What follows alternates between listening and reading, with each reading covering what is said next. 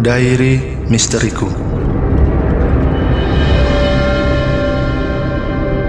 Kejadian ini aku alami sekitar tahun 1996.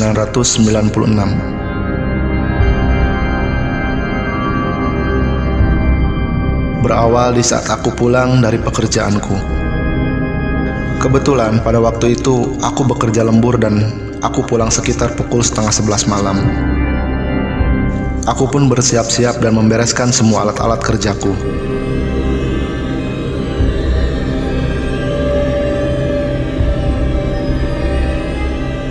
Setelah semuanya beres, aku pun melangkahkan kaki ke arah luar dan segera menghampiri motor bututku.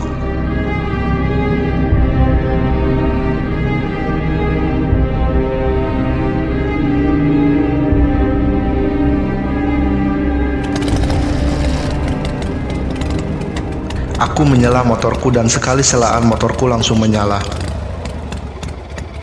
Aku pun mulai menjalankan motorku.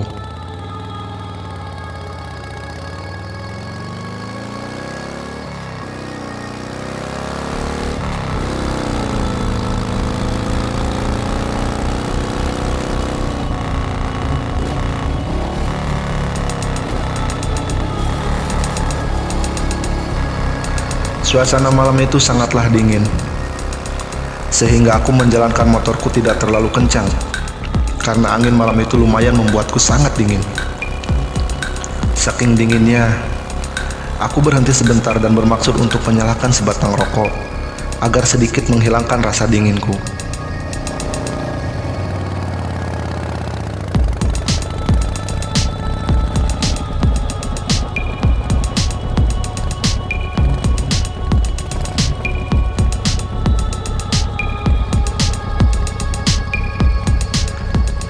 Setelah rokok berhasil aku nyalakan, aku pun kembali menjalankan motor.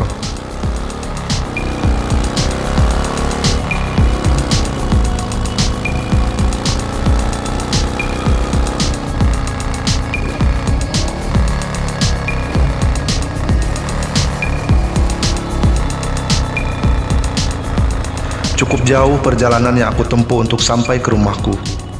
Belum lagi aku harus melewati pesawahan yang cukup luas, karena tempat tinggalku berada di kampung yang lumayan jauh dari pusat keramaian kota.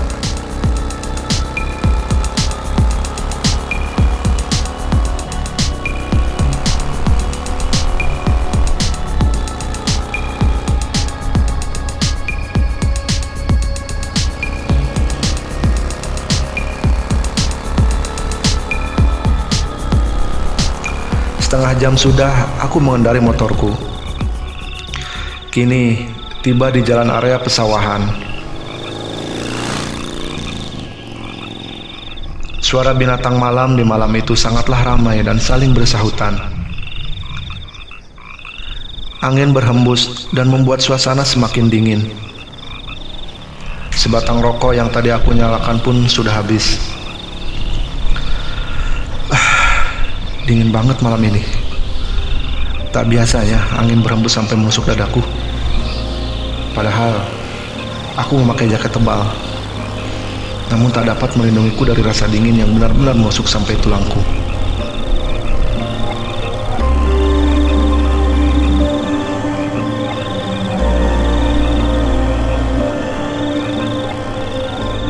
Lalu aku kembali memberhentikan motorku dan berniat untuk menyalakan sebatang rokok lagi.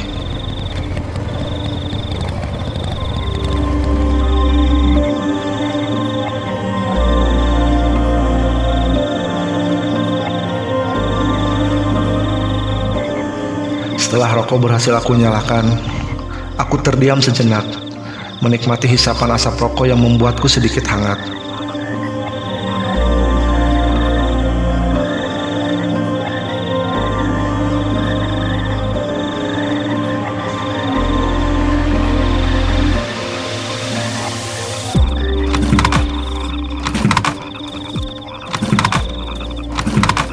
Aku pun kembali menyala motor bututku. Namun, entah kenapa motorku malah susah aku nyalakan. Berapa kali aku menyela motorku, namun tak berhasil aku hidupkan. Sial, kenapa lagi nih motor? Lalu aku membuka jok motorku dan mengambil peralatan untuk membuka busi motorku. Barangkali aja businya kotor. Aku segera membuka businya dan membersihkannya dengan amplas.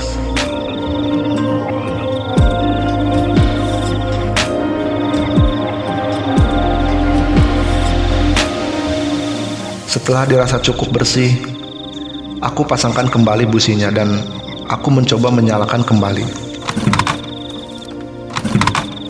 Setelah beberapa kali aku menyela motor bututku, akhirnya berhasil membuat mesin motorku hidup lagi.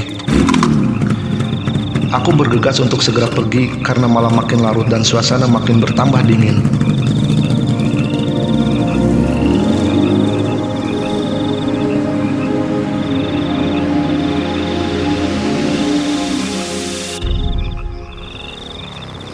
Setelah beberapa menit berjalan, aku melihat ada orang yang berjalan di pinggir jalan sembari membawa cangkul dan topi khas petani yang sudah dari sawah.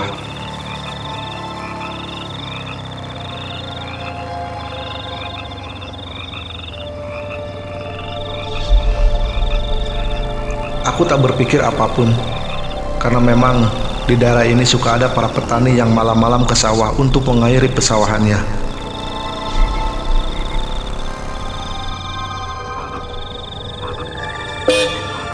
Aku pun membunyikan klakson motorku. "Di sawah, Mang?" sapaku kepada orang itu. Orang itu pun melirik ke arahku dan tersenyum. "Muhun, A," jawab orang itu. Namun, setelah orang itu melirik kepadaku, aku pun seperti tidak asing dan sangat mengenal orang itu. Mang, gening mah, Mang? Tos naon, Mang?" tanyaku kepada orang itu yang ternyata adalah pamanku sendiri, yaitu Mang Nana. Ajang, biasa tos nyanyian, A." "Hayu atuh, Mang, bareng we pulang, nak." Lalu aku mengajak pamanku naik motor bersamaku, karena rumah pamanku bersebelahan dengan kampung tempat tinggalku.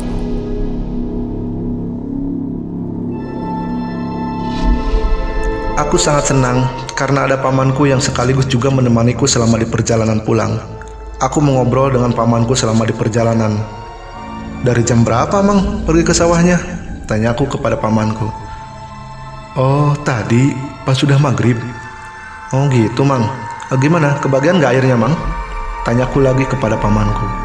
Karena memang di daerahku, air sungai untuk mengairi sawah suka bergilir dengan pemilik sawah yang lain. Dan kadang-kadang sampai bertengkar gara-gara berebut air untuk mendapat mengairi sawah. Yang paling sial, biasanya yang mempunyai sawah yang paling ujung. Karena jatah airnya kadang sudah habis oleh pemilik sawah yang paling awal dekat dengan hulu sungai.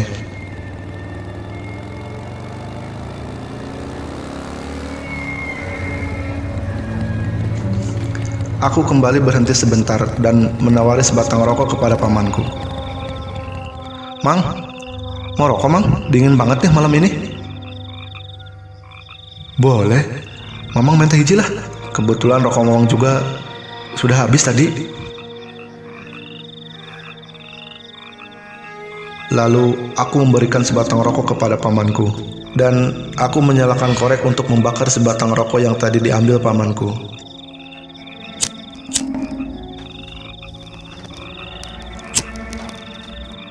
Saat api menyala dari korek api, tanpa sengaja aku melihat wajah pamanku begitu pucat dan sedikit mengkerut.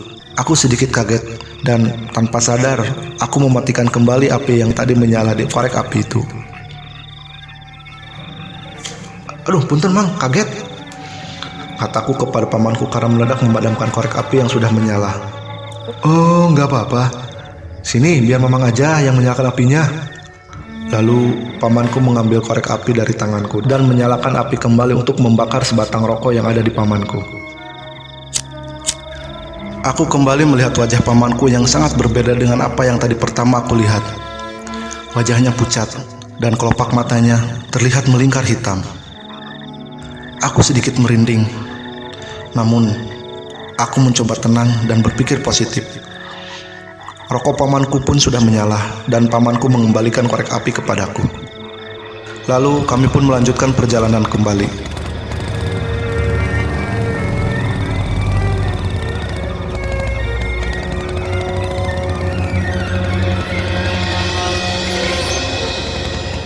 Tumben, Ajajang nyampe larut malam gini pulangnya.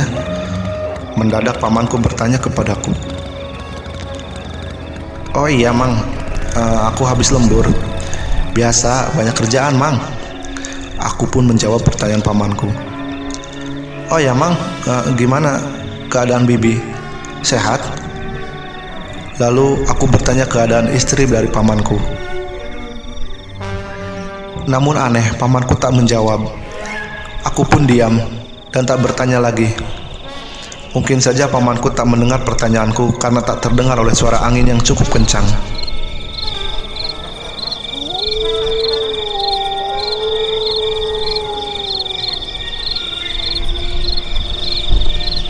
Setelah kurang dari 30 menit di perjalanan, akhirnya tak terasa sudah sampai kampung di mana tempatku tinggal.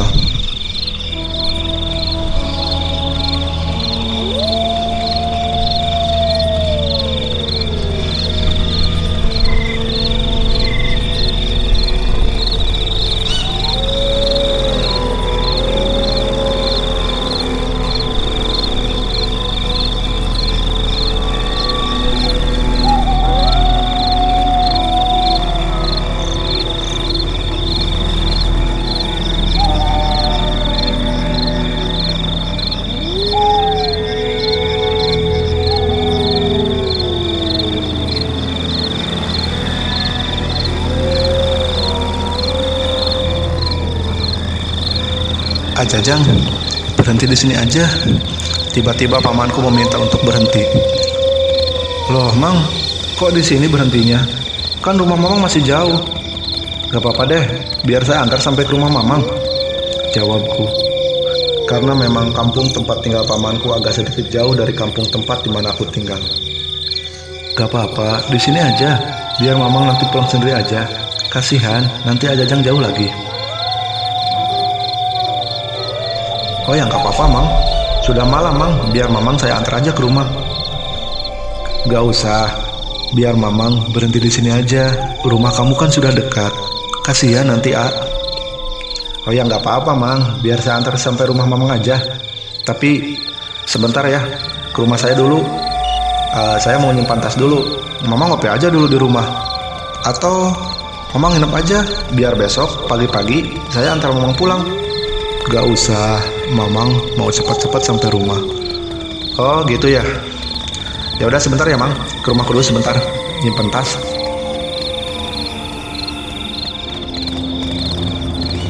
Kujalankan lagi motorku menuju rumahku.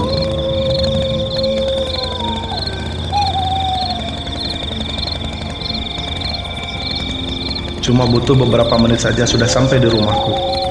Mang, aku simpan tas dulu ya. Ayo Mamang turun dulu dan masuk dulu. Pintaku kepada pamanku untuk turun sebentar. Namun pamanku menolak dan ingin tetap di motorku. Ya sudah sebentar ya Mang. Aku pun turun dari motorku dan menuju ke rumah.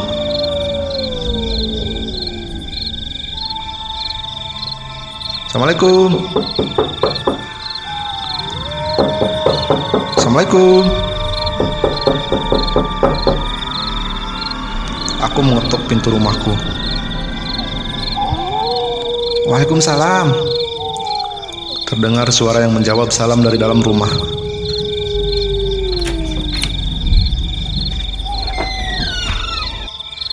Dek, kamu belum tidur? Tanyaku kepada adik laki-lakiku yang kebetulan malam itu belum tidur. Belum Kak, aku gak bisa tidur karena Ma dan Bapak lagi pada ke rumah Mang Nana. Aku sedikit kaget dan bingung. Ke rumah Mang Nana? Lagi pada ngapain mereka ke rumah Mang Nana? Tanyaku sedikit heran. Oh iya lupa, tadi sore Mang Nana meninggal Kak.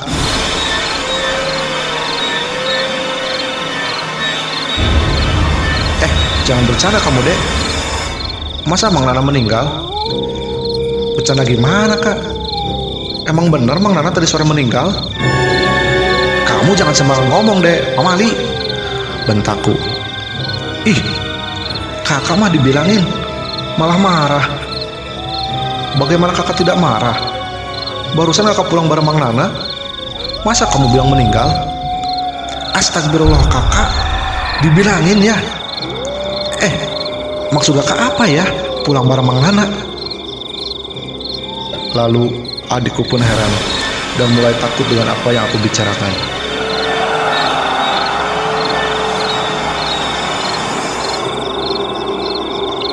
Iya, sekarang kakak pulang bareng Mang Nana. Tuh Mang Nana ada di luar. Dan kakak akan antar Mang Nana pulang ke rumahnya. Ah, kakak jangan bohong. Jangan menakuti aku, Kak. Lalu adikku mulai ketakutan.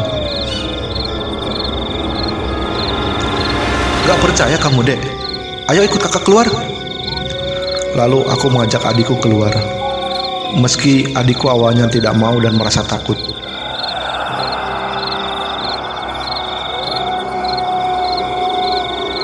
Sesampainya di luar, pamanku memang sudah tidak ada.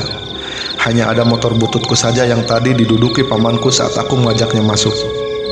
Aku heran, padahal jelas tadi pamanku ada di luar dan barusan saja aku benar-benar bersama pamanku selama di perjalanan pulang.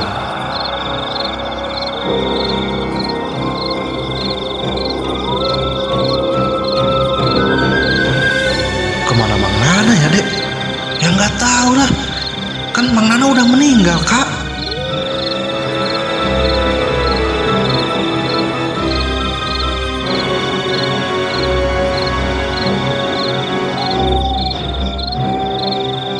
Di saat aku kebingungan, tak lama kemudian ibu dan ayahku datang. Lalu aku tanya kedua orang tuaku, "Mak, Pak, dari mana malam-malam begini?" Tanyaku kepada kedua orang tuaku. "Habis dari rumah Mang Nana yang meninggal tadi sore dan baru selesai dikuburkan malam ini," kata bapakku.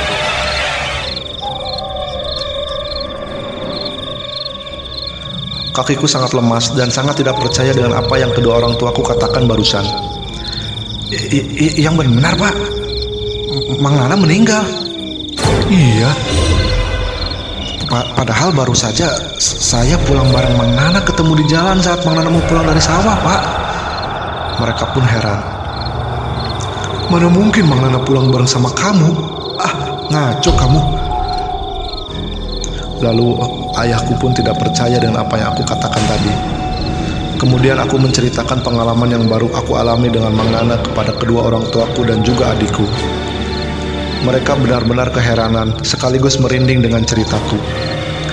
Setelah aku bercerita kepada orang tuaku, lalu aku bertanya kepada orang tuaku tentang penyebab Mang Nana meninggal. Ternyata Mang Nana meninggal karena dipatuk ular kobra di saat tadi siang sedang di sawah dan tidak ada yang tahu kalau Mang Nana dipatuk ular. Sampai ada warga yang menemukan Mang Nana sudah meninggal di gubuk sawah miliknya. Astagfirullahaladzim. Kasihan sekali Mang Nana. Pasti saat dipatuk ular Mang Nana sangat menderita karena tidak ada orang yang menolong saat dirinya dalam kondisi terluka akibat patukan ular beracun itu. Akhirnya aku berpikir, mungkinkah tadi aku pulang bersama arwah Mang Nana?